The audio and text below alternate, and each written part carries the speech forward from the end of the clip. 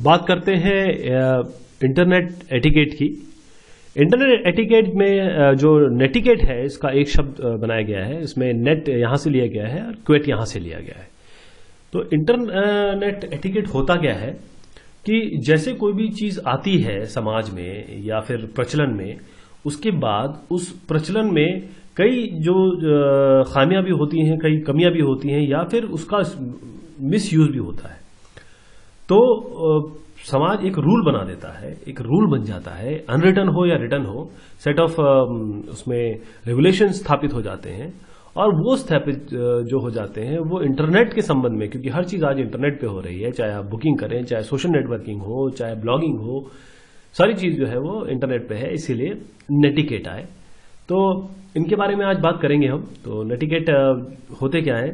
वो certain rules हैं या कन्वेंशंस हैं जो कुछ सालों में, जब से इंटरनेट आया है, वो इवॉल्व हुए हैं ताकि आपका मेल बॉक्स या आपका जो भी आप वेबसाइट या यूआरएल यूज कर रहे हैं वहां पर एक्सेस मैसेज ना आए और जंक मेल आपके इनबॉक्स को खराब ना करें। इंटरनेट एटिकेट या नेटिकेट में इससे काफी ज्यादा चीजें हैं, वो हम एक एक करके देखेंगे। तो सबसे पहले हम देखेंगे नेटिकेट क्या होते हैं, कहां से आया ये। उसके बाद हम देखेंगे स्पैम क्या होते हैं, SPAM, और करना क्या चाहिए अगर कोई आपको स्पैम करे। फिर अनएथिकल यूजर क्या होते हैं, ये होक्सेस क्या होते हैं, वायरसेस क्या होते हैं, ये सब हम देखेंगे। इसके अलावा हम बात करेंगे लर्किंग की। ये लर्किंग होती क्या है और आपको लर्क कब करना चाहिए, कब नहीं करना चाहिए। फिर फ्लेम, ये FLAME एक शब्द है, ये क्या होता है, ये आजकल बहुत ज्यादा चल रहा है। और कंसेप्ट क्या है शाउटिंग का, येलिंग का, और इसको सेंसिटाइज कैसे करें। उसके बाद हम देखेंगे स्पाइलीज क्या है, इमोशंस क्या है इंटरनेट पे, और कुछ कॉमन सिंबल्स। फिर बात करेंगे 3 लेटर एक्रोनिम की, और इस बीच हम और भी शब्द जानेंगे कि बीच बीच में मैं आपको बताता रहूंगा कि कौन कौन से शब्द हैं जो इंटरनेट में कॉमनली यूज हो रहे हैं आजकल। तो नेटिकेट गाइडलाइन, वैसे पूरा प्रेजेंटेशन जो वो इसी का है, इसी से क्लियर हो जाएगा कि मैं क्या कहना चाह रहा हूं।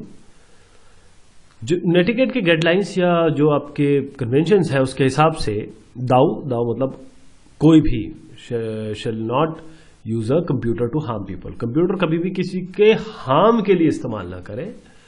बेटरमेंट के लिए कर सकते हैं करें, लेकिन हार्म करने के लिए ना करें। ऐसा ना करें कि वो दूसरे के काम या किसी और चीज से इंटरफेयर करे।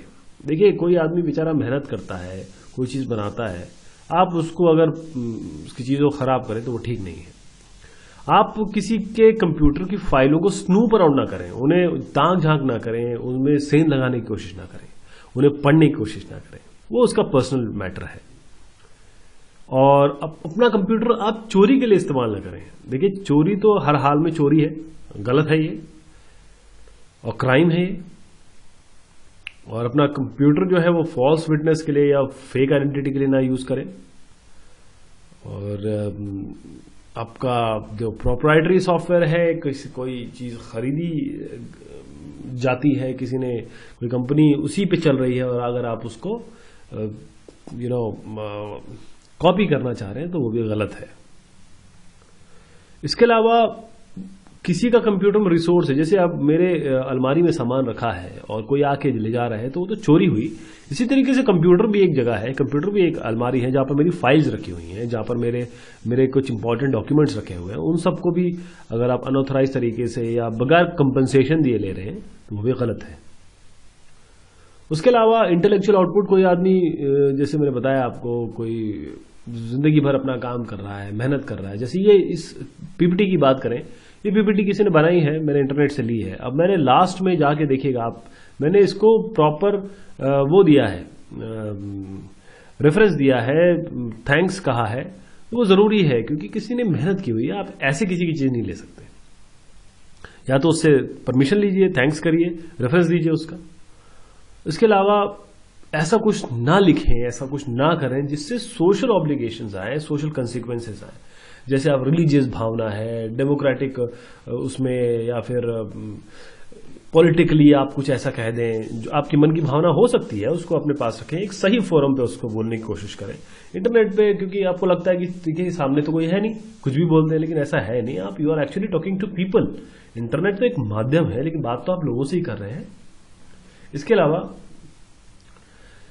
कभी भी ये देखें कि जो आपके साथ फेलो ह्यूमन बीइंग है, जिनसे आप बात कर रहे हैं, रास्ता कायम कर रहे हैं, उनसे जब भी आप बात करें या फिर कुछ ऐसी बात कहें तो ध्यान रखें कि आप ह्यूमन बीइंग से बात कर रहे हैं और उनकी भावनाओं की, उनकी सोच की और उनको वैल्यू करें, उनकी कदर करें।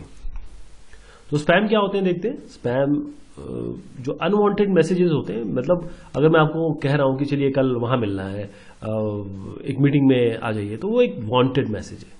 लेकिन अगर मैं आपको ऐसी कोई फर्जी मैसेज भेज दे रहा हूं जिसकी कोई ना उसको वैल्यू, उसके लिए जरूरत है, ऐसी भेज दे रहे हैं, पूरे न्यूज ग्रुप में डाल दे रहे हैं, ब्रॉडकास्ट कर दे रहे हैं, तो वो जो है वो गलत है, उसे हम स्पैम का दर्जा देते हैं। और होक्सिस माने जैसे अगर आपने कहानी सुनी होगी कि शेर आया और शेर नहीं आता है, तो उस टाइप की चीज लोग करते हैं कि किसी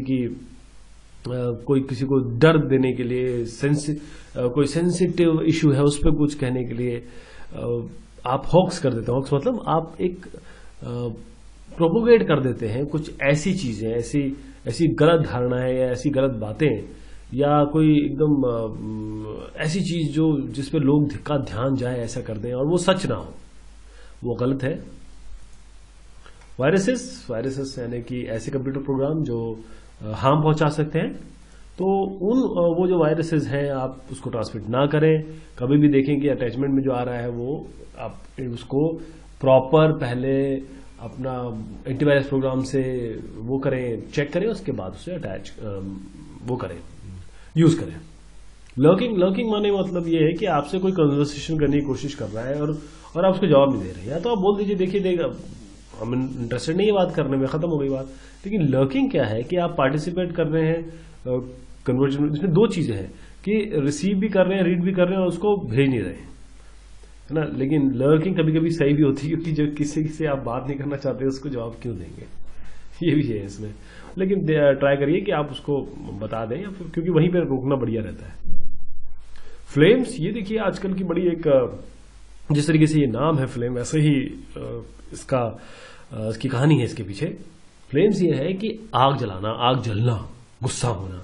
तो फ्लेम मतलब ये है कि मैसेज रिटर्न इन एंगर, गुस्से में आप आग बबूला होकर जो लिखते हैं उन्हें हम फ्लेम कहते हैं। एंग्री मैसेज भेज रहे हैं, तो देखिए आपने जब एंग्री मैसेज भेज दिया और जब भेज दिया तो लिखित में भेज दिया, तो फ्लेमिंग इसे ही कहते हैं। कभी आप पागल हो गए, पागल इस तरीके से कि गुस्से में आ गए और गुस्सा, और जब आप सामने गुस्सा आता है ना तो आपको पता रहता है कि यार ये सामने है। लेकिन जब कोई सामने नहीं रहता तो आप कुछ भी लिख सकते हैं, किसी भी हद तक जा सकते हैं, कोई शब्द लिख सकते हैं। इससे बचिए, इसे फ्लेमिंग कहते हैं। और अगर आप लिख लिया आपने तो आगे आप रिग्रेट ना करें, आगे आपको पछतावा ना हो, इसका ध्यान रखें। फायर फाइटर्स क्या होते हैं, जैसे कहीं आग लग जाती है तो बुझाते हैं, तो कहीं फ्लेम उठेगी तो उसे बुझाएंगे।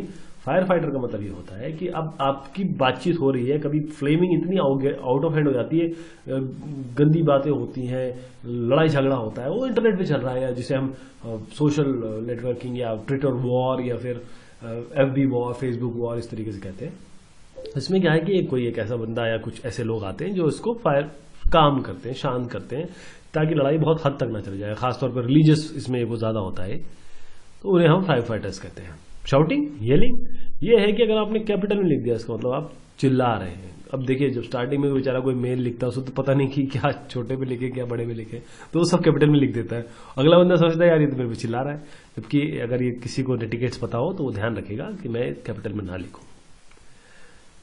तो शाउटिंग मतलब आप कैपिटल में सब लिख रहे हैं। फिर स्माइलीज एंड इमोशंस। स्माइलीज मतलब आप अपने इमोशंस बता रहे हैं कि आप किस चीज में कैसा फील कर रहे हैं। अब जैसे व्हाट्सएप वगैरह आजकल बहुत प्रचलन में है, और फेसबुक में भी आप देखिए कोई भी चीज अगर आप गुस्सा है तो गुस्सा दिखाएंगे, नाराज है तो नाराज दिखाएंगे। तो उसके लिए क्या होता है कि पर्सन जो उसको आपके मैसेज को ले रहा है वो उसके साथ इमोशंस को देख के समझ जाता है कि आप चाहते क्या है। ऐसे कभी कभी आप कुछ लिखते हैं वो समझ नहीं पाता है, आपने गुस्से में शांत हो गया ऐसे कुछ ऐसी चीज लिख दी, उसके बाद आपने थोड़ा सा हंसी दिखा दी, तो थोड़ा माइंडलेस भी आ जाएगी उसमें, तो वो भी एक नेटिकेट में ही आता है। तो क्या होता है, इसमें कुछ कैरेक्टर्स होते हैं, उसको कंबाइन करें तो आपको एक ऐसा लगता है जैसे कोई हंस रहा है, जैसे मोस्ट कॉमन है ये स्माइली। 3 लेटर एक्रोनिम तभी यूज करें नेटिकेट में, कहा जाता है कि जब भी यूज करें जब तक आप किसी से बहुत फ्रेंडली या बहुत नोन ना हो। जैसे 3 वर्ड में आप 3 अक्षरों में बी राइट बैक, 3 वर्ड है, 3 अक्षरों में कर दिया। एक वर्ड में BRB, बी राइट बैक, ये BVL, be back later, by the way, BTW, ऐसे करके आप लिख सकते हैं। Thank you so much. ये सोर्स है जहां से मैंने PPT लिया है। धन्यवाद।